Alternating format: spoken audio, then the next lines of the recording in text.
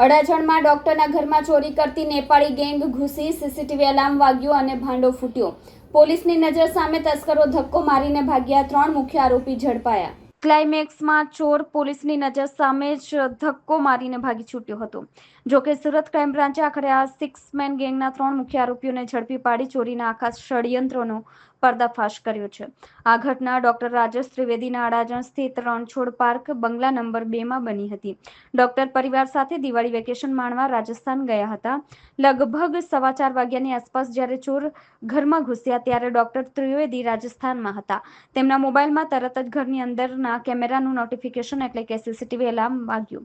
ડોક્ટરે એક પણ સેકન્ડ બગાડ્યા વિના મોબાઈલમાં ચેક કર્યું તો ઘરમાં 2 અજાણ્યા વ્યક્તિઓની હાજરી દેખાઈ. આ દ્રશ્ય જોતા જ ડોક્ટરે તરત જ તેમના પાડોશી, સંબંધી, મિત્રો અને તાત્કાલિક પોલીસ કંટ્રોલ રૂમમાં કોલ કરીને એલર્ટ કર્યા હતા.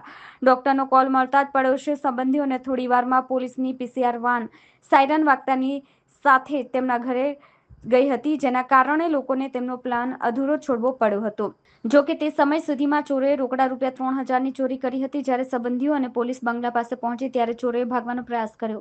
આ સમયે એક ચોર ડોક્ટરના શાળાની સામે આવી ગયો. પોલીસ અને સંબંધીઓની હાજરી છતાં બંગલામાં ઘૂસેલા 2 તસ્કરોએ ડોક્ટરના શાળાને ધક્કો મારીને ફિલ્મી સ્ટાઇલમાં ત્યાંથી ભાગી છૂટ્યા હતા. પોલીસની પીસીઆર વાન પણ તેમને પકડી શકી ન હતી. ચોરોની આ હિંમત અને ભાગી છૂટવાની રીત આખા વિસ્તારમાં ચર્ચાનો વિષય બની છે.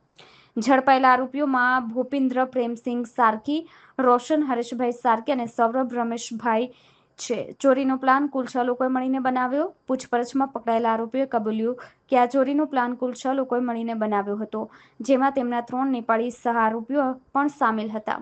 2 નેપાળી સહ આરોપીઓ ડોક્ટરના બંધ બંગલામાં ચોરી કરવા પ્રવેશ્યા હતા. ઝડપાયેલા 3 આરોપીઓ બંગલાની બહાર રોડ ઉપર નજર રાખવા વોચ કરતા હતા. ચોરી કરીને ભાગેલા આ શખ્સો પાસેથી પોલીસે ₹40,000ની કિંમતના 3 મોબાઈલ ફોન કબજે કર્યા છે. આ રીતે ડોક્ટરના સીસીટીવી એલર્ટથી શરૂ થયેલી અને ફિલ્મી સ્ટાઇલથી ભાગી છૂટવા સુધી પહોંચેલી ઘટનાનો ભેદ આખરે ક્રાઇમ બ્રાન્ચે ઉકેલી કાઢ્યો છે અને ફરાર આરોપી અન્ય 3 નેપાળી સહ આરોપીઓને પકડવા માટે તપાસ ચાલુ છે.